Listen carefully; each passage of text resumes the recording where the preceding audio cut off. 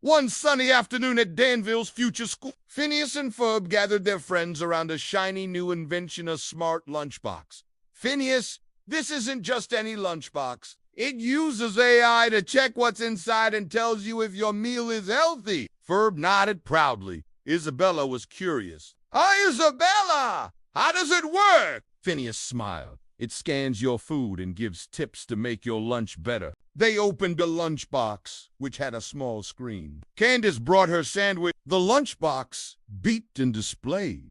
Good protein, but add some veggies for vitamins. Next, Buford showed his chips. The lunchbox said, too much salt. Try some fruit instead. Everyone got excited to try different foods and learn about nutrition.